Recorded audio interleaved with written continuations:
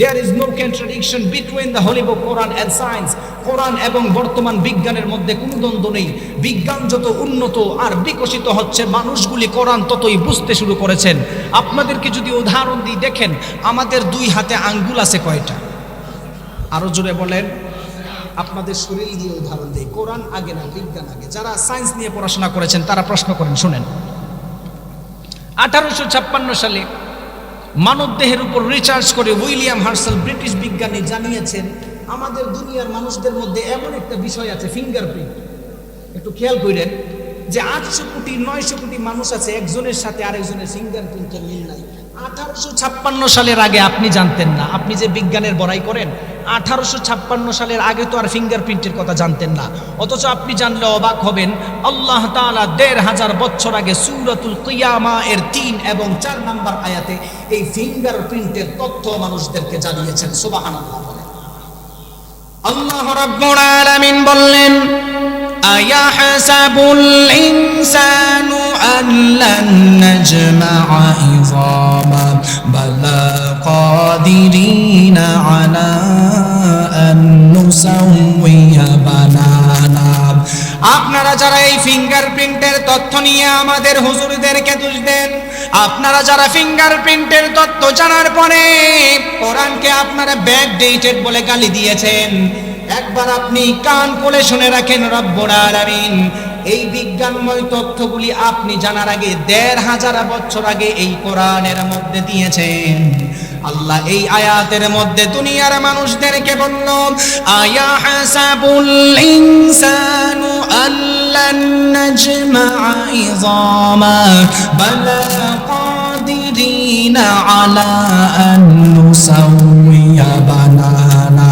যারা দুনিয়াতে কাফের ছিল তারা কি একবারও চিন্তা করে দেখে নাই আমি আল্লাহ যখন সব কিছু আবার হাসরের ময়দানে একত্রিত করব, প্রত্যেকটা মানুষের হাতের রেখা পর্যন্ত আমি আল্লাহ তোলার সক্ষম রাখি। সুবহানাল্লাহ। কোরআন সারা পৃথিবীর মধ্যে সবচাইতে দামি। তার তৃতীয় নাম্বার কারণ কি?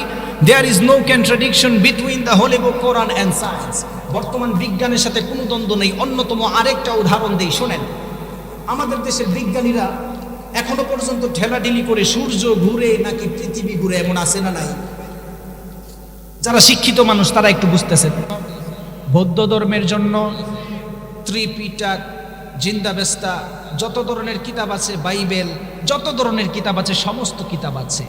আপনারা সবাই জানেন আমাদের মুসলিম ধর্মের যে ধর্মগ্রন্থ আল কোরআন সারা পৃথিবীর সমস্ত বইয়ের চাইতে সবচাইতে দামি। এটার কারণ কেন জানেন? কোরআন সারা পৃথিবীতে অন্যান্য ধর্ম বইয়ের চাইতে সবচাইতে দামি। এটা কি সাইজে বড় হওয়ার কারণে? এটা কি পৃষ্ঠায় বেশি হওয়ার কারণে? সারা পৃথিবীতে যদি সাইজে বড় হওয়ার কারণে কোরআন সবচাইতে দামি হয়, তাহলে আমি বলবো আপনারা ভুল আছেন। আপনারা বুখারী শরীফের দিকে তাকান, সাইজেও বড়, পৃষ্ঠায় বড়, ঠিক কিনা বলেন? সারা পৃথিবীর মধ্যে কোরআন সবচাইতে দামি হওয়ার 10টি পয়েন্ট নিয়ে আপনাদের সামনে আলোচনা করব এবং আমাদের মূল অস্তিত্বে ফিরে যাওয়ার চেষ্টা করব। আজকের এই মাহফিল থেকে আমাদের এটা বুঝতে হবে। কোরআন সারা পৃথিবীর মধ্যে অন্যান্য যত ধর্মের বই আছে সব বইয়ের চাইতে সবচাইতে দামি হওয়ার প্রথম নাম্বার কারণ হচ্ছে Quran is a book that is most read in this world. Quran এমন একটি কিতাব যেই কিতাব সারা পৃথিবীর অন্যান্য ধর্ম বইয়ের তুলনায় সারা পৃথিবীর মধ্যে মানুষ বেশি তেলাওয়াত করে। সুবহানাল্লাহ পড়েন। ফর এক্সাম্পল, যারা মহাকাশ নিয়ে গবেষণা করে, জ্যোতির্বিজ্ঞানী, তারা গত কয়েক বছর আগে আমাদেরকে জানিয়েছেন পৃথিবীর আর্নিক গতি, বার্ষিক গতি, ঘূর্ণায়মানের ক্ষেত্রে সারা পৃথিবীর মধ্যে টাইমের ব্যবধান আছে না নাই? আপনি যদি এখন ভারতের দিকে তাকান দেখবেন টাইমের ব্যবধান আছে। আমাদের বাংলাদেশে এখন 11টা বাজে। ইউনাইটেড স্টেট অফ আমেরিকার দিকে যদি আপনি তাকান আপনি দেখবেন সেখানে এখন সকাল হয়, ঠিক কিনা বলেন? জ্যোতির্বিজ্ঞানীরা জানিয়েছেন সারা পৃথিবীর মধ্যে আর্নিক গতি, বার্ষিক গতি, ঘূর্ণায়মানের ক্ষেত্রে সারা পৃথিবীতে টাইমের ব্যবধান রয়েছে। তারা নিজেরা দাবি করে সারা পৃথিবীর কোনো না কোনো দেশের মধ্যে, কোনো না কোনো রাষ্ট্রের মধ্যে মুসলিম রয়েছে। মুসলমান থাকার কারণে, টাইমের ব্যবধান থাকার কারণে সারা পৃথিবীর কোনো না সময়, কোনো না কোনো জায়গার মধ্যে আজান হয়। প্রতি টাইমে আজান হওয়ার সাথে সাথেই মুসলমানরা নামাজ পড়ার জন্য মসজিদে দৌড়ে যায়। এর মাধ্যমেই বোঝা যায় সারা পৃথিবীর অন্যান্য বইয়ের চাইতে সবচাইতে বেশি তেলাওয়াত করা হয় এই কোরআন। সুবহানাল্লাহ পড়েন। কোরআন সারা পৃথিবীর মধ্যে সবচাইতে দামি, তার অন্যতম কারণ হচ্ছে Quran is a book that is most read in this world, সবচাইতে বেশি তেলাওয়াত করা হয়। এই কোরআন সারা পৃথিবীর মধ্যে অন্যান্য কিতাবের চাইতে সবচাইতে দামি হওয়ার অন্যতম কারণ হচ্ছে এই কোরআন সারা পৃথিবীর ছাপাখানায়ও সবচাইতে বেশি ছাপা হয়েছে। সুবহানাল্লাহ পড়েন। এই কোরআন এমন একটি কিতাব যে অন্যান্য কিতাবের চাইতে সবচাইতে দামি হওয়ার অন্যতম কারণ যদি আপনি ধরেন, সেটা হচ্ছে এই কোরআনকে অন্যান্য বইয়ের চাইতে সারা পৃথিবীতে সবচাইতে বেশি বিনামূল্যে দান করা হয়েছে। সুবহানাল্লাহ পড়েন। আর এই কোরআন এমন একটি কিতাব যেই কিতাবের আইনকে রক্ষা করার জন্য লক্ষ লক্ষ মুসলমানরা, লক্ষ লক্ষ যুবকরা অকাতরে তাদের জীবনকে বিলীন করে দিয়েছেন। ঠিক কিনা বলেন? আজও পর্যন্ত যারা কোরআনকে বিলিয়ে দিতে চায়, আজও পর্যন্ত যারা কোরআনকে বিলীন করার জন্য দুনিয়াতে ট্র্যাজেডি নেমেছে, মনে রাখবেন ইতিহাস যদি আপনি দেখতে চান, কোরআনের বিরোধিতা যারা করেছিল তারা মাটির নিচে লাঞ্ছিত হয়ে গিয়েছেন। এখনো স্পষ্ট বলে যায় যারা কোরআনের বিরোধিতা করবে তারা আবু জাহেলের মতো লাঞ্ছিত হয়ে দুনিয়া ত্যাগ করবে। ঠিক কিনা বলেন?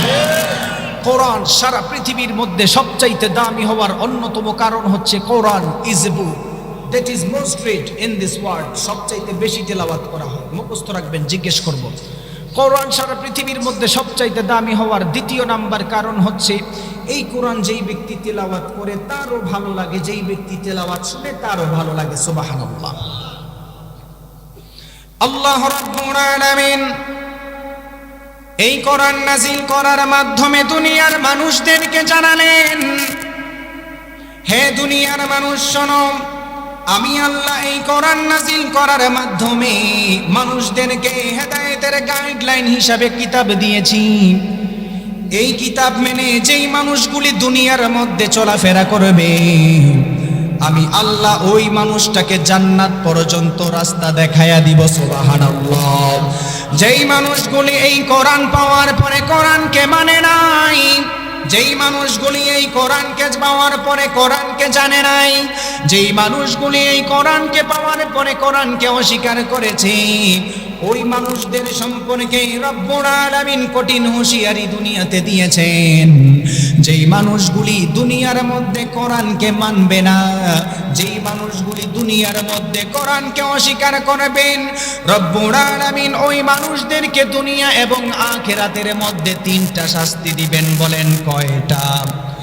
আল্লাহ রাব্বুল আলামিন এই বিষয়ে সুন্দর করে দুনিয়ার মানুষদেরকে জানালেন, হে দুনিয়ার মানুষ শোনো, এই কোরআন পাওয়ার পরে যারা কোরআনকে মানে নাই, যারা কোরআনকে জানে নাই, তারা দুনিয়ায় থাকা অবস্থায় তাদেরকে দুইটা শাস্তি দিবে, আর মারা যাওয়ার পর পরেই আমি আল্লাহ তাদেরকে অন্যতম আরেকটা শাস্তি দিব। আল্লাহ রাব্বুল আলামিন 20 নম্বর সূরা সূরাতুত তাহা এর 124 থেকে 26 নম্বর আয়াতে মানুষদেরকে জানালেন, ওয়ামান আ'রাদা আন যিকরি ফাইন্না লাহু মাঈশাতান দানকা ওয়া নাহশুরুহু ইয়াওমাল কিয়ামাতি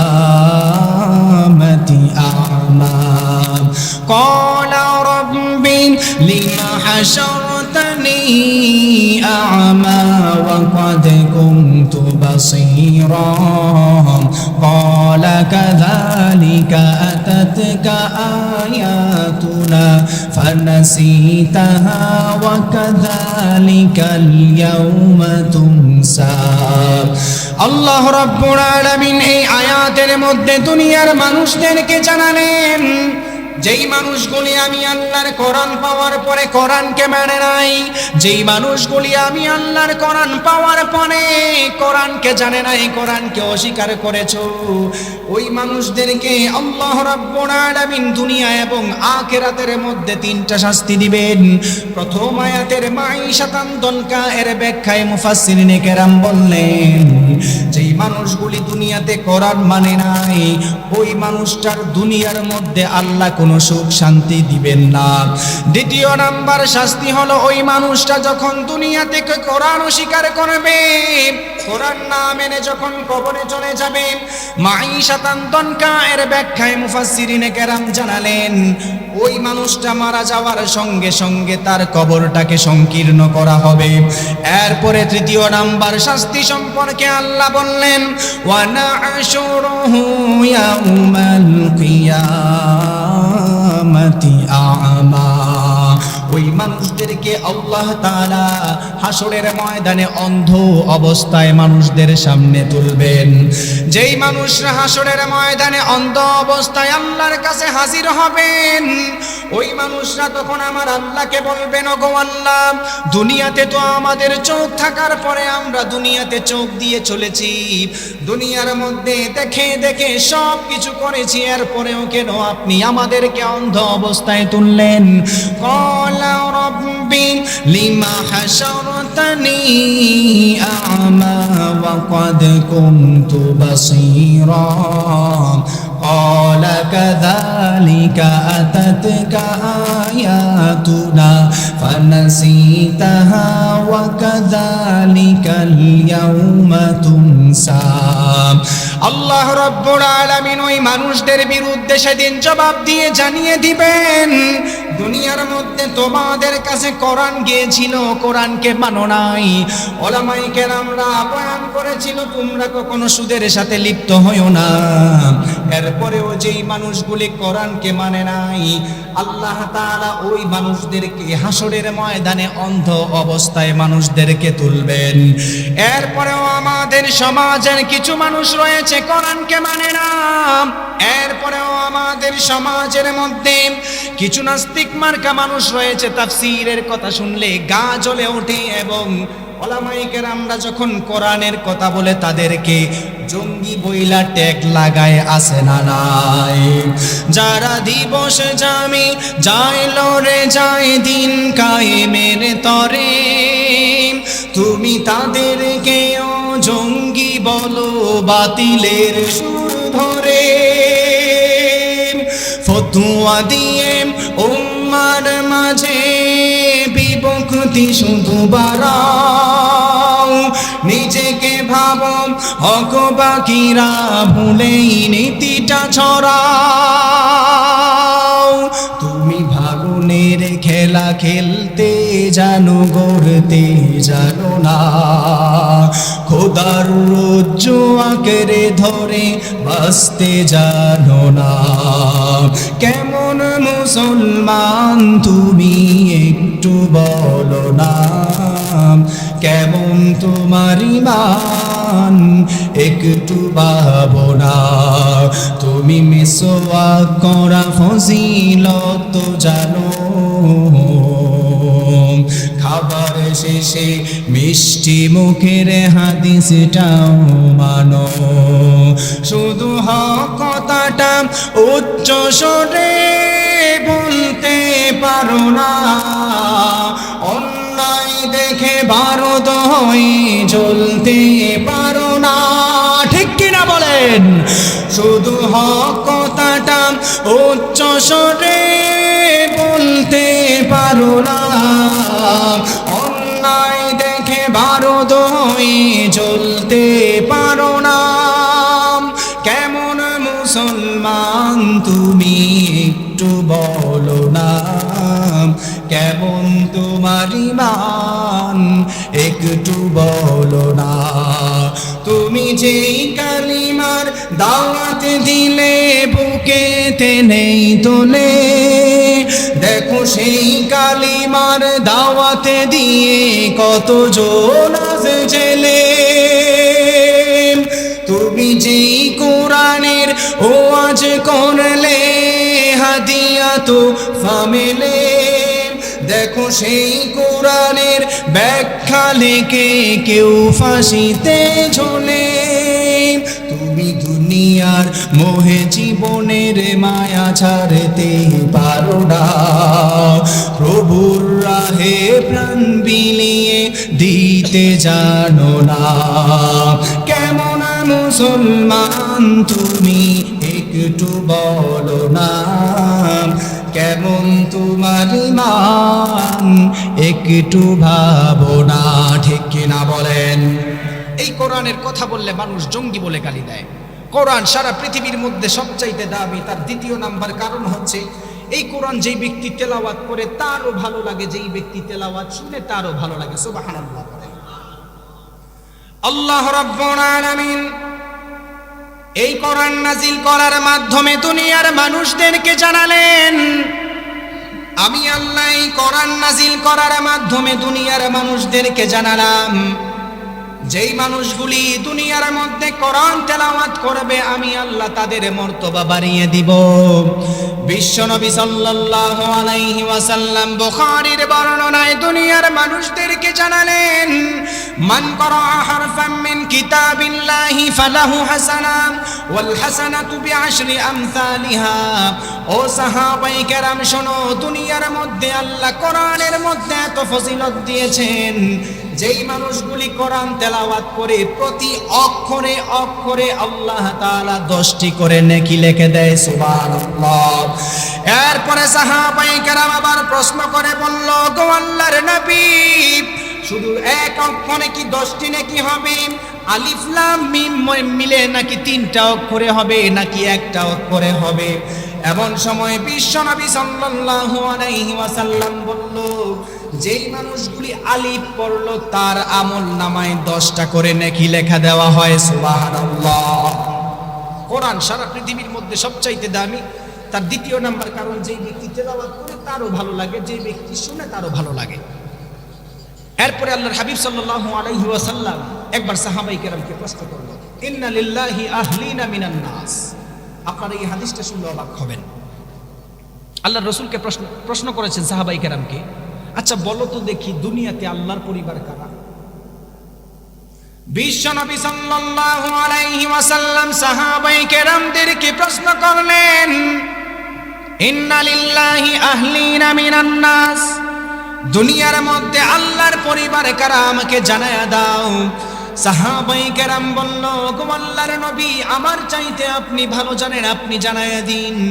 বিশ্বনবী সাল্লাল্লাহু আলাইহি ওয়াসাল্লাম জানালেন, যেই মানুষগুলি দুনিয়ার মধ্যে কোরআন তেলাওয়াত করে, কোরআনকে মানে, কোরআনকে জানে, তারাই হলো আল্লাহর পরিবার। সুবহানাল্লাহ।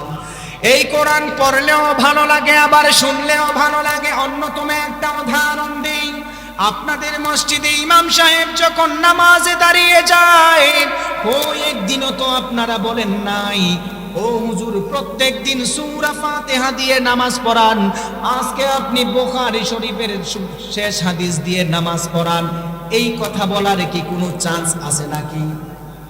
এই যে এখানে 50 বছর 40 বছরের মুরব্বী আছে, জিজ্ঞেস করেন তাদেরকে। ওনারা যখন ইমাম সাহেবের পিছনে দাঁড়ায়, প্রত্যেক দিন ইমাম সাহেব সূরা ফাতিহা দিয়ে নামাজ পড়ে। একদিনও তো আপনারা কেউ বলেন নাই, হুজুর এই ছোট থেকে বড় হলাম শুধু সূরা ফাতিহা দিয়ে আপনি নামাজ পড়ান। আপনি একটা কাজ করেন, আজকে বুখারী শরীফের শেষ হাদিস, আন আবি হুরায়রা রাদিয়াল্লাহু তাআলা আনহু قال কালিমাতানি হাবিবাতানি ইলার রহমান খাফিফাতানি আলাল লিসান সাকিলাতানি ফিল মিজান। এটা দিয়ে পড়ান, বলার চান্স আছে? নাই। মক্কা মদিনায় যখন ইমাম সাহেবরা যখন নামাজে দাঁড়ায়, দাঁড়ানোর পরে মানুষগুলি হাউমাউ করে কাঁদে, কেন? কোরআনের মায়ায়। এটাই হচ্ছে কোরআন সারা পৃথিবীর মধ্যে সবচাইতে দামি হওয়ার অন্যতম কারণ। সুবহানাল্লাহ। কোরআন সারা পৃথিবীর মধ্যে সবচাইতে দামি হওয়ার তৃতীয় নাম্বার কারণ হচ্ছে, এই কোরআনকে আল্লাহ ছন্দ আকারে নাজিল করেছেন। পড়ার সময় একটার সঙ্গে আরেকটার মিল রেখে আল্লাহ নাজিল করেছেন। সুবহানাল্লাহ। আল্লাহ রাব্বুল আলামিন এই কোরআন নাজিল করার মাধ্যমে দুনিয়ার মানুষদেরকে জানালেন, কোরআনকে আমি এত সুন্দর করে নাজিল করেছি, একটার সঙ্গে আরেকটার মিল রেখে আমি নাজিল করেছি। কোনো মানুষ বলতে পারবে না একটা আয়াতের সঙ্গে আরেকটার মিল নাই, অথচ প্রত্যেকটা আয়াতের শেষের সঙ্গে এর পরের আয়াতের মিল রেখে ছন্দ আকারে আল্লাহ কোরআন নাজিল করেছেন, যাতে মানুষদের কাছে পড়ার ক্ষেত্রে ভালো লাগে। অন্য কোনো দুনিয়ার বইয়ের মধ্যে একটার সঙ্গে মিল রেখে কোনো কিতাব লেখা হয় নাই। এই কোরআন নাজিল করার মাধ্যমে আল্লাহ দুনিয়ার মানুষদেরকে জানিয়ে দিলেন, যেই মানুষগুলি এই কোরআনকে মানার পরে দুনিয়াতে চলাফেরা করবে, আমি আল্লাহ ওই মানুষটাকে সম্মান করি। অথচ দুনিয়ার কোনো মানুষ বই লেখার পরে এই কথা বলেন নাই, দুনিয়ার কোনো মানুষ বই লেখার পরে এই কথা কোনো সময় বলতে পারেন নাই, আমার বই পড়ার মাধ্যমে তোমার সম্মান বাড়বে।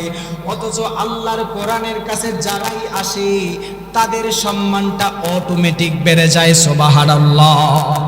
কোরআন সারা পৃথিবীর মধ্যে সবচাইতে দামি হওয়ার তার তৃতীয় নাম্বার কারণ হচ্ছে there is no contradiction between the holy book Quran and science. এই কোরআন এবং বর্তমান বিজ্ঞানের মধ্যে কোনো দ্বন্দ্ব নেই। বিজ্ঞান যত উন্নত আর বিকশিত হচ্ছে, কোরআন বোঝা মানুষদের জন্য সহজ হয়ে যাচ্ছে। সুবহানাল্লাহ পড়েন। For example, how the universe was created, এই দুনিয়া কিভাবে সৃষ্টি হলো। আপনারা যারা জেনারেল লাইনে পড়াশোনা করেছেন, এখানে অনেক শিক্ষিত মানুষ আছেন, একটু শোনেন। কোরআন সারা পৃথিবীর মধ্যে সবচাইতে দামি হওয়ার অন্যতম কারণ। অনেক মানুষ বলে বিজ্ঞান নাকি কোরআন থেকে এগিয়ে আছে। আমি বলি বিজ্ঞান কোরআন থেকে এগিয়ে নয়, বরং কোরআন বিজ্ঞান থেকে কয়েক হাজার বছর এগিয়ে, আর বিজ্ঞান কোরআনের কাছে ভিক্ষার থলি নিয়ে দাঁড়িয়ে থাকে। ঠিক কিনা বলেন? তার অন্যতম প্রমাণ হচ্ছে, আপনারা যারা জেনারেল লাইনে পড়াশোনা করেন তারা শুনবেন, স্টিফেন হকিং একটা বই লিখেছেন, a brief history of time from big bang two black hole. এই বইটার মধ্যে সে দুনিয়া সৃষ্টির ইতিহাস মানুষদেরকে জানিয়েছেন। দুনিয়া সৃষ্টির ইতিহাস মানুষরা জানছে 200 বছর আগে। বর্তমান সায়েন্স, বর্তমান মেডিকেল যারা সায়েন্স নিয়ে আছেন, যারা বিজ্ঞানী আছেন, তারা এটা নিয়ে বড়াই করেন। অথচ আপনি তো কোরআন পড়েন নাই, আপনি তো কোরআন জানেন নাই, আপনি তাফসীর মাহফিলের বিরোধিতা করেছেন, আপনি জানলে অবাক হবেন। আল্লাহ রাব্বুল আলামিন এই বিজ্ঞানের কথা 1500 বছর আগে এই কোরআনে নাজিল করেছেন। সুবহানাল্লাহ। আল্লাহ রাব্বুল আলামিন এই কোরআন নাজিল করার মাধ্যমে সমস্ত কিছুর সমাধান জানিয়ে দিয়েছেন।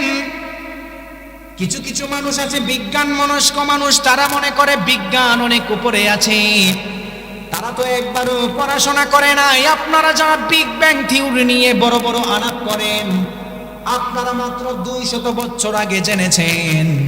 অথচ আল্লাহ তাআলা 1500 বছর আগে সূরাতুল আম্বিয়া এর মধ্যে এই বিগ ব্যাং থিওরির কথা জানিয়ে দিলেন।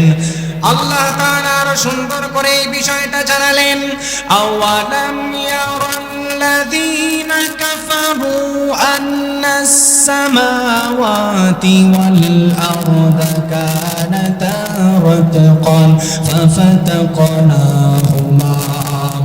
আল্লাহ রাব্বুল আলামিন সূরাতুল আম্বিয়া এর মধ্যে দুনিয়ার মানুষদেরকে জানিয়ে দিলেন, যারা দুনিয়ার মধ্যে কুফরি করে তারা কি একবারও চিন্তা করে দেখে না দুনিয়ার সব কিছু একত্রিত ছিল, আমি আল্লাহর অর্ডারে সব কিছু আলাদা আলাদা হয়েছে। অথচ যারা বিগ ব্যাং থিওরি নিয়ে কথা বলে, তারা সর্বপ্রথম বলে দুনিয়া একটা ছোট গ্যাসীয় কণার মতো ছিল, কোনো একটা বিগ ব্লাস্ট হওয়ার কারণে আলাদা আলাদা হয়েছে।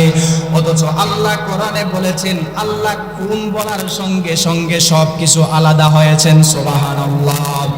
আল্লাহ রাব্বুল আলামিন এই বিষয়টা আরো সুন্দর করে সূরাতুল হামিম আস-সাজদার মধ্যে বললেন, সুম্মাস্তাওয়া ইলাস সামাই ওয়া হিয়া দুখানুন ফাকালা লাহা ওয়ালিল আরদি ইতিয়া তাওআন আও কারহা ক্বালাতা আতাইনা তাইঈন। আল্লাহ রাব্বুল আলামিন এই আয়াতের মাধ্যমে আরো স্পষ্ট করে জানিয়ে দিল, আপনারা যারা দুনিয়ার বিজ্ঞান নিয়ে বড়াই করেন, আল্লাহ তাআলা সূরাতুল হামিম আস-সাজদার 14 নম্বর আয়াতে 1500 বছর আগে এই পৃথিবী সৃষ্টির ইতিহাস স্পষ্ট করে জানিয়ে দিয়েছেন। সুবহানাল্লাহ। কোরআন সারা পৃথিবীর মধ্যে সবচাইতে দামি। তার তৃতীয় নাম্বার কারণ হচ্ছে there is no contradiction between the holy book Quran and science. কোরআন এবং বর্তমান বিজ্ঞানের মধ্যে কোনো দ্বন্দ্ব নেই। বিজ্ঞান যত উন্নত আর বিকশিত হচ্ছে, মানুষগুলি কোরআন ততই বুঝতে শুরু করেছেন। আপনাদেরকে যদি উদাহরণ দিই, দেখেন আমাদের 2 হাতে আঙ্গুল আছে কয়টা? আরো জোরে বলেন।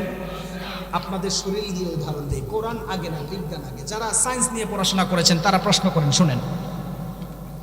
1856 সালে মানব দেহের উপর রিসার্চ করে উইলিয়াম হার্সেল ব্রিটিশ বিজ্ঞানী জানিয়েছেন আমাদের দুনিয়ার মানুষদের মধ্যে এমন একটা বিষয় আছে, ফিঙ্গারপ্রিন্ট। একটু খেয়াল করেন যে 800 কোটি 900 কোটি মানুষ আছে, একজনের সাথে আরেকজনের ফিঙ্গারপ্রিন্টের মিল নাই। 1856 সালের আগে আপনি জানতেন না, আপনি যে বিজ্ঞানের বড়াই করেন, 1856 সালের আগে তো আর ফিঙ্গারপ্রিন্টের কথা জানতেন না। অথচ আপনি জানলে অবাক হবেন, আল্লাহ তাআলা 1500 বছর আগে সূরাতুল কিয়ামা এর 3 এবং 4 নম্বর আয়াতে এই ফিঙ্গারপ্রিন্টের তথ্য মানুষদেরকে জানিয়েছেন। সুবহানাল্লাহ। আল্লাহ রাব্বুল আলামিন বললেন, আয়াহসাবুল ইনসানু আল্লান নাজমা'a ইযামা বালা কাদিরিনা আলা আন নুসাউইয়া বানানা। আপনারা যারা এই ফিঙ্গারপ্রিন্টের তথ্য নিয়ে আমাদের হুজুরদেরকে দোষ দেন, আপনারা যারা ফিঙ্গারপ্রিন্টের তথ্য জানার পরে কোরআনকে আপনারা ব্যাকডেটেড বলে গালি দিয়েছেন, একবার আপনি কান খুলে শুনে রাখেন, রব্বুল আলামিন এই বিজ্ঞানময় তথ্যগুলি আপনি জানার আগে 1500 বছর আগে এই কোরআনের মধ্যে দিয়েছেন। আল্লাহ এই আয়াতের মধ্যে দুনিয়ার মানুষদেরকে বলল, আয়াহসাবুল ইনসানু আল্লান নাজমা'a ইযামা বালা কাদিরিনা আলা আন নুসাউইয়া বানানা। যারা দুনিয়াতে কাফের ছিল তারা কি একবারও চিন্তা করে দেখে নাই আমি আল্লাহ যখন সব কিছু আবার হাসরের ময়দানে একত্রিত করব, প্রত্যেকটা মানুষের হাতের রেখা পর্যন্ত আমি আল্লাহ তোলার সক্ষম রাখি। সুবহানাল্লাহ। কোরআন সারা পৃথিবীর মধ্যে সবচাইতে দামি। তার তৃতীয় নাম্বার কারণ কি? There is no contradiction between the holy book Quran and science. বর্তমান বিজ্ঞানের সাথে কোনো দ্বন্দ্ব নেই। অন্যতম আরেকটা উদাহরণ দেই, শোনেন। আমাদের দেশের বিজ্ঞানীরা এখনো পর্যন্ত ঠেলাঢিলি করে সূর্য ঘুরে নাকি পৃথিবী ঘুরে এমন আছে না নাই? যারা শিক্ষিত মানুষ তারা একটু বুঝতেছেন, যারা এই কথা শুনেন না আজকে শুনেন। আপনি যে আপনার অস্তিত্ব নাই, আপনি যে কোরআন মানেন না, আজকে শোনেন। বিজ্ঞান আগে না কোরআন আগে নিয়ে আপনারা যে হুজুরদেরকে গালি দেন, মাদ্রাসায় পড়লে হুজুররা কিছু জানে না, তাহলে আজকে শুনে যান। পৃথিবী ঘুরে নাকি সূর্য ঘুরে এই নিয়ে বিজ্ঞানের ঠেলাঢিলি পৃথিবী শুরু লগ্ন থেকে। সর্বপ্রথম টলেমি নামের একজন বিজ্ঞানী বলেছিল পৃথিবী এক জায়গায় থাকে, সূর্য চারপাশে প্রদক্ষিণ করে। এরপরে নিকোলাস কোপারনিকাস এসে মানুষদেরকে বলতেছেন সূর্য ঘুরে, পৃথিবী ঘুরে, তুমি ঘুরো, তোমার টেবিল ঘুরে, সবকিছু ঘুরে। বিজ্ঞানের কাজ হচ্ছে এটা। অথচ আপনি একবারও চিন্তা করেন নাই আল্লাহ তাআলা 1500 বছর আগে বিজ্ঞানময় সূরাতুল ইয়াসিনের মধ্যে আল্লাহ তাআলা এই ঘোরাঘুরির সমাধান পর্যন্ত দিয়েছেন। সুবহানাল্লাহ। আল্লাহ রাব্বুল আলামিন এই কোরআন নাযিল করার মাধ্যমে দুনিয়ার মানুষদেরকে জানালেন, আপনারা যারা এই ঘোরাঘুরি নিয়ে এখনো দ্বন্দ্ব লেগে আছেন তারা একটু কান খাড়া করে শুনে নেন। বিজ্ঞানীরা এক এক সময় এক একটা কথা বলে, তাদের কথার চেঞ্জ হয়, কিন্তু কোরআনের কথা চেঞ্জ হয় না, কিয়ামতের আগ পর্যন্ত চেঞ্জ হবে না। আল্লাহ রাব্বুল আলামিন কোরআনুল কারীমের বিজ্ঞানময় সূরাতুল ইয়াসিনের মধ্যে এই ঘোরাঘুরির সমাধান মানুষদেরকে জানালেন, ওয়াশ-শামসু তাজরি লিমুস্তাকাররিন লাহা যালিকা তাকদীরুল আজিজিল আলিম ওয়াল কমারা কদ্দারনাহু মানাজিলা হাত্তা আদা কাল উরজুনিল কদিম লাশ-শামসু ইয়ানবাগি লাহা আন তুদরিকাল কমারা ওয়ালাল লাইলু সাবিকুন নাহার ওয়া কুল্লুন ফি ফালাকিন ইয়াসবাহুন। আল্লাহ রাব্বুল আলামিন এই সূরাতুল ইয়াসিনের মধ্যে দুনিয়ার মানুষদেরকে জানালেন, আমি আল্লাহ দুনিয়াকে সৃষ্টি করেছি, প্রত্যেক জিনিস তার আলাদা আলাদা স্থানে চলাফেরা করে। আল্লাহ তাআলা বলেছেন, ওয়া কুল্লুন ফি ফালাকিন ইয়াসবাহুন, প্রত্যেক জিনিস তার আপন আপন রাস্তা দিয়ে চলাফেরা করে। সূর্য কখনো চন্দ্রের সাথে একত্রিত হতে পারে না, চন্দ্র কখনো সূর্যের রাস্তা দিয়ে চলতে পারে না, যেমন ভাবে রাত কখনো দিনের উপর কায়েম হতে পারে না, দিন কখনো রাতের উপরে যেতে পারে না। আল্লাহ এই কথাটা ১৫০০ বছর আগে একটা ওয়ার্ড দিয়ে মানুষদেরকে জানালেন, ওয়া কুল্লুন ফি ফালাকি ইয়াসবাহুন। দুনিয়ার সব কিছু তাদের আপন আপন রাস্তা দিয়ে চলাফেরা করে। সুবহানাল্লাহ। আমরা তো কোরআন থেকে প্রমাণ পেলাম সূর্য ঘুরে নাকি পৃথিবী ঘুরে। যারা সায়েন্স নিয়ে পড়াশোনা করেন একটু বিশ্বনবী সাল্লাল্লাহু আলাইহি ওয়াসাল্লামের হাদিস থেকে আপনাদেরকে প্রমাণ দেই সূর্য ঘুরে নাকি পৃথিবী ঘুরে নাকি সব কিছু স্থির রয়েছে। এর প্রমাণ বিশ্বনবীর হাদিস থেকে জানাই। একবার বিশ্বনবী সাল্লাল্লাহু আলাইহি ওয়াসাল্লাম আবু যর রাদিয়াল্লাহু তাআলা আনহুকে প্রশ্ন করলেন, ও আবু যর, সূর্য প্রত্যেক দিন পূর্ব দিক থেকে ঘুরে গিয়ে পশ্চিম দিকে কোথায় যায় তুমি কি জানো? তখন আবু যর রাদিয়াল্লাহু তাআলা আনহু আমার নবীকে বলল, গো আল্লাহর নবী, আমার চাইতে আপনি বেশি ভালো জানেন, সুবহানাল্লাহ পড়েন। আবু যর রাদিয়াল্লাহু তাআলা আনহুকে প্রশ্ন করেছেন, সূর্য প্রত্যেক দিন পূর্ব দিক থেকে ঘুরে গিয়ে পশ্চিম দিকে কই যায় একটু বলো। আমার কথা কি বুঝতেছেন আপনারা? যদি না বুঝেন আমাকে বললেন, শুনেন, আগে শিখতে হবে বিষয়গুলি। আবু যর রাদিয়াল্লাহু তাআলা আনহু বলল, ইয়া রাসূলুল্লাহ, আল্লাহ এবং আল্লাহর রাসূল ভালো জানে। বিশ্বনবী সাল্লাল্লাহু আলাইহি ওয়াসাল্লাম আবু যরের কথা শোনার পরে জবাব জানিয়ে দিলেন, ও আবু যর শোনো, এই সূর্য প্রত্যেক দিন পূর্ব দিক থেকে ঘুরে গিয়ে পশ্চিম দিকে আল্লাহর কুদরতি পায়ে সেজদা করে। আর আমার আল্লাহকে বলল, গো আল্লাহ, আপনি যদি আমাকে অর্ডার দেন আমি আবার ঘুরে গিয়ে আমার আগের জায়গায় উদিত হব। সুবহানাল্লাহ। আবু যর, এমন একটা সময় আসবে যেই জামানায় সূর্য আর অর্ডার পাবে না, পশ্চিম দিকে কিয়ামতের আগে উঠবে। কিয়ামতের অন্যতম আলামত। কোরআন এমন একটি কিতাব, there is no contradiction between the holy book Quran and science. বর্তমান বিজ্ঞানের সাথে কোনো দ্বন্দ্ব নেই। আরেকটা উদাহরণ যদি আপনাদেরকে দিই, শোনেন, আপনাদের ভালো লাগতেছে? শরীরে এত শক্তি নেই, অনেক দূর থেকে জার্নি করে আসছে, অনেকক্ষণ বসে থাকা। আরেকটা উদাহরণ দিই, এখানে যদি কোনো ডক্টর সাহেব থাকেন, আমার কথাটা ভুল ধরিয়েন। এই পৃথিবীতে আপনারা যে চিকিৎসা করেন, মেডিকেল সায়েন্স, চিকিৎসা বিজ্ঞানের কথা আপনারা শুনেন নাই? চিকিৎসা বিজ্ঞান কোথা থেকে আসে? আমাদের দুনিয়ার বিজ্ঞানীরা মানুষদেরকে জানিয়েছে চিকিৎসা বিজ্ঞান নাকি মাত্র ১৫০ বছর ২০০ বছর আগে আসছে। আপনি জানলে অবাক হবেন, এই আধুনিক চিকিৎসা বিজ্ঞানের জনক হচ্ছে একজন মুসলিম মুফাসসির। সুবহানাল্লাহ বলেন। স্পেনের একজন বিখ্যাত মুহাদ্দিসুদ্দাহার ওয়ান নাহার ওয়াল বাহার যাকে বলা হয়, আবুল কাসেম চেহরাবি রহমতুল্লাহ আলাইহি সর্বপ্রথম পৃথিবীতে আধুনিক চিকিৎসা বিজ্ঞান কিভাবে করতে হয় সেটা মানুষদেরকে জানিয়েছেন। আব্বাস বিন ফিরনাস, আবুল কাসেম চেহরাবি রহমতুল্লাহ আলাইহি, ইবনে সিনা, জাবির ইবনে হাইয়ান, এদেরকে বাদ দিলে দুনিয়ার বুকে কোনো বিজ্ঞানী থাকে না। আপনি মিয়া কোরআনকে বাদ দিয়ে বিজ্ঞান নিয়ে ফটর ফটর করেন। শোনেন, আল্লাহ তাআলা স্পষ্ট কোরআনের মধ্যে বলেছেন, আমি আল্লাহ এই কোরআন নাজিল করেছি মুমিনদের জন্য রহমত, সমস্ত রোগের শিফা। সুবহানাল্লাহ। আল্লাহ রাব্বুল আলামিন এই বিষয়ে সুন্দর করে ক্লিয়ার করে জানিয়ে দিলেন, ওয়া নুনাজ্জিলু মিনাল কুরআনি মা হুয়া শিফাউন ওয়া রাহমাতুল লিল মুমিনিন। আমি আল্লাহ এই কোরআন নাজিল করার মাধ্যমে মুমিনদের জন্য রহমত দিয়েছি। আমি আল্লাহ এই কোরআন নাজিল করার মাধ্যমে আবার মানুষদের চিকিৎসার কথা বলেছি। আপনারা যারা বর্তমান চিকিৎসা বিজ্ঞান নিয়ে কোরআনকে আপনারা পরিত্যক্ত বলেন, আপনারা একটু কান খুলে শুনে রাখেন। আপনি তো আধুনিক চিকিৎসা বিজ্ঞান নিয়ে বড়াই করেন। এখনো পর্যন্ত যারা আধুনিক চিকিৎসা বিজ্ঞান নিয়ে বড়াই করে তারা আমাদের মুসলমান আবুল কাসেম চেহরাবি রহমতুল্লাহ আলাইহির কাছে হাত পেতে পেতে আধুনিক চিকিৎসা বিজ্ঞান আপনাকে জানায়।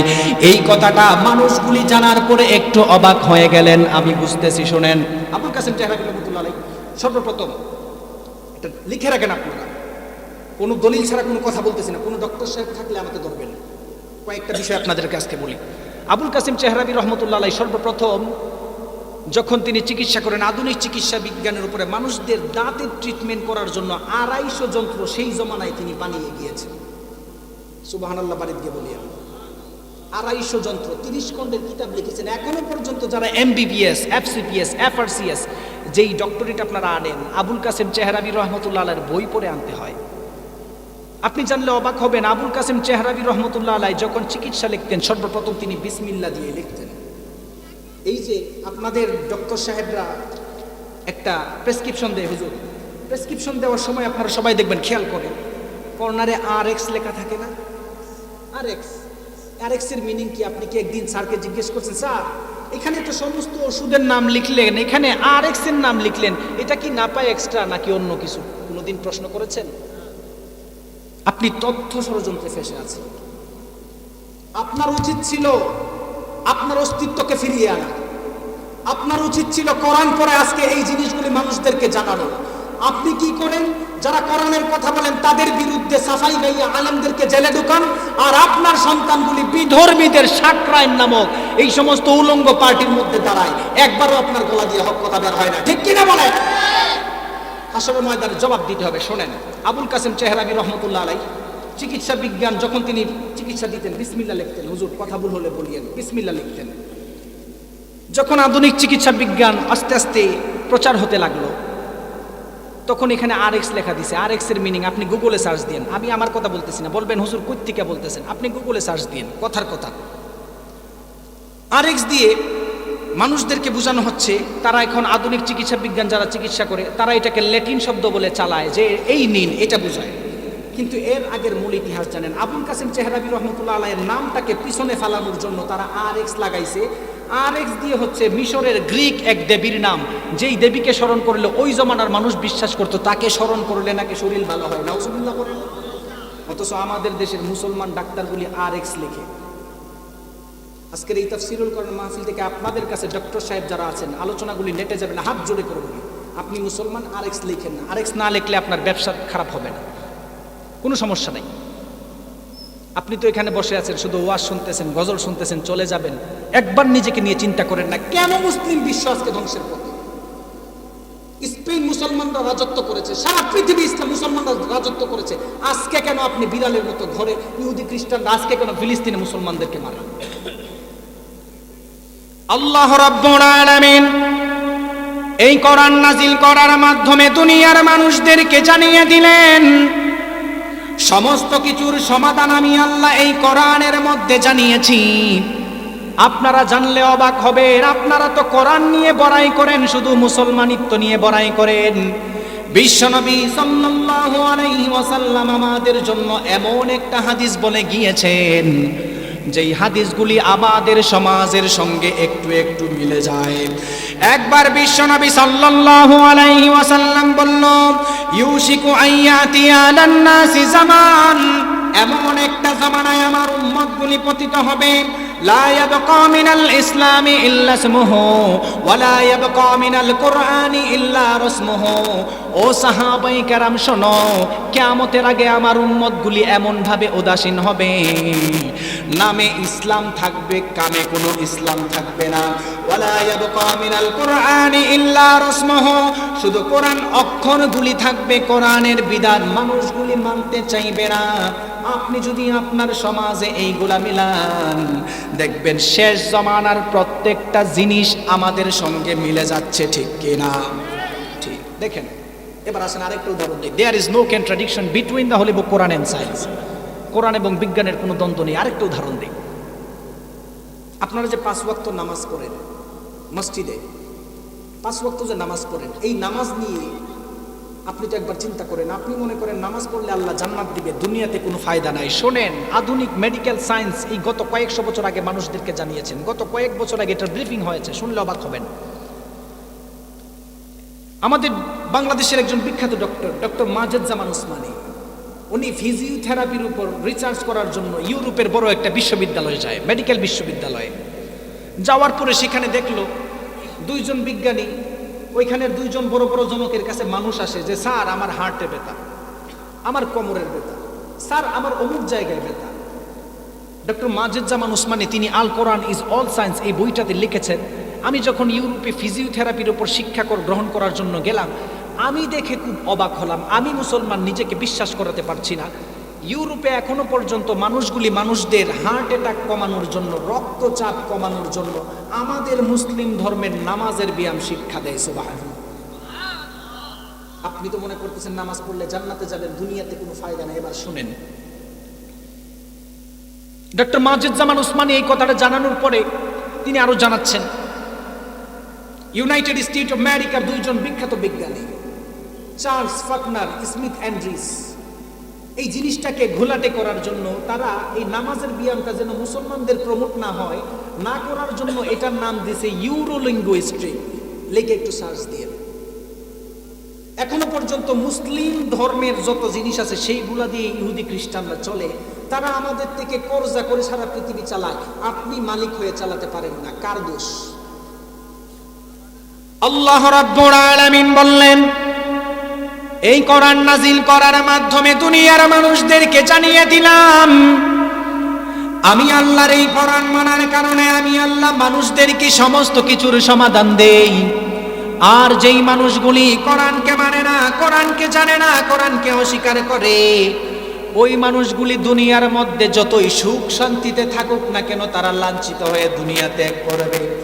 সারা দুনিয়ার মধ্যে কোরআন সবচাইতে দামি হওয়ার অন্যতম কারণ আপনারা শুনে নেন, এই কোরআনের মতো অন্য কোনো কিতাব দুনিয়ার মধ্যে নাই, যেই কিতাবটার সমতুল্য করে আপনি মানুষদের সামনে দেখা করবেন, যেই কিতাবটাকে সমতুল্য করে বলবেন এই কিতাবটাকে টেক্কা দেওয়ার জন্য অন্য আরেকটা কিতাব দাঁড় করাবেন, দুনিয়ার মধ্যে এমন কিতাব এখনো পর্যন্ত প্রয়োজন হয় নাই। ঠিক কিনা বলেন? শোনেন, কোরআন সারা পৃথিবীর মধ্যে সবচাইতে দামের একটা উদাহরণ দিলাম। এবার আসেন, কোরআন সারা পৃথিবীর মধ্যে সবচাইতে দামি, তার চতুর্থ নাম্বার কারণ হচ্ছে এই কোরআন আল্লাহ এমন ভাবে নাজিল করেছেন, এই কোরআনের মতো অন্য কোনো কিতাব বানানো দুনিয়াতে সম্ভব না। এই কোরআনের মতো একটা অক্ষর বানানো সম্ভব, এই কোরআনের মতো একটা জিনিস বানানো সম্ভব। আপনি মনে করেন দুনিয়ার মানুষ মনে হয় কোরআন বানাইতে চেষ্টা করে নাই, আপনি কি মনে করেন? চেষ্টা করে নাই? কোরআনের ভুল ধরতে চেষ্টা করে নাই? কোরআনের ভুল ধরতে গিয়ে বড় বড় বিজ্ঞানী, বড় বড় সায়েন্টিস্টরা ইসলাম ধর্ম গ্রহণ করেছেন। সুবহানাল্লাহ বলেন। অন্যান্য কিতাব পড়ে কেউ ইসলাম ধর্ম গ্রহণ করেন নাই। সারা পৃথিবীর মধ্যে এটার নজির আছে, বড় বড় বিজ্ঞানীরা কোরআন নিয়ে রিসার্চ করে ভুল ধরার জন্য গিয়ে দেখে তার জিন্দেগির মধ্যে ভুলের অভাব নাই।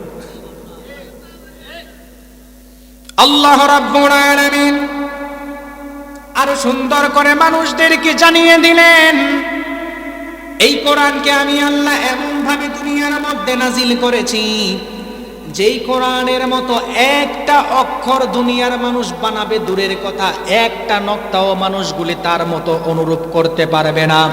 দেখুন, আমাদের জমানায় কোরআনের ভুল ধরার জন্য যারা এসেছিল তারাই ইসলাম ধর্ম গ্রহণ করেছে।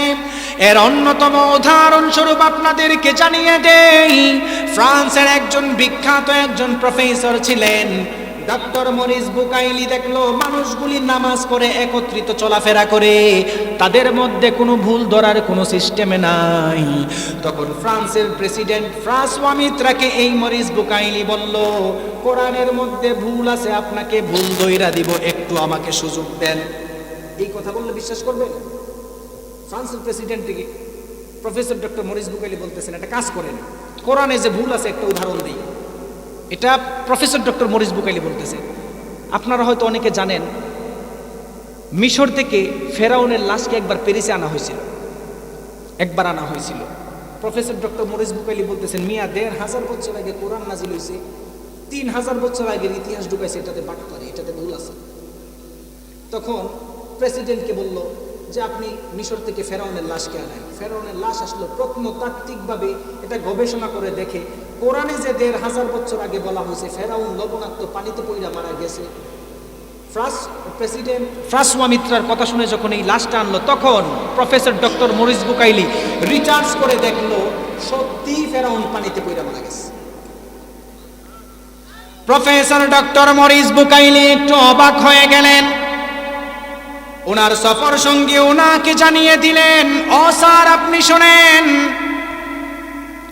আপনি তো এখন রিসার্চ করে দেখলেন ফেরাউন লবণাক্ত পানিতে পড়ে মারা গিয়েছে, অথচ মুসলিম ধর্মের কিতাব আল কোরআনের মধ্যে ১৫০০ বছর আগে আল্লাহ এই তথ্য দিয়েছেন।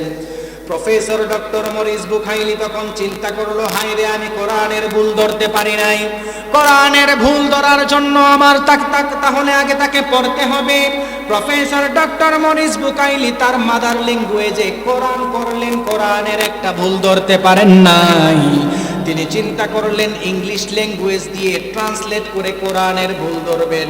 প্রফেসর ডক্টর মরিস বুখাইলি একটাও ভুল ধরতে পারেন নাই। প্রফেসর ডক্টর মরিস বুখাইলি আরেকটু অবাক হয়ে চিন্তা করতে লাগলেন, হায় রে, আমি কোরআনের ভুল ধরতে আসলাম।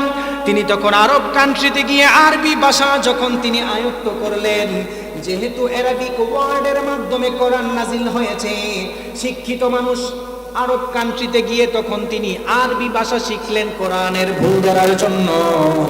তিনি যতই কোরআন পড়ে তার জিন্দেগির সমস্ত ভুলগুলি সামনে ভেসে ওঠে।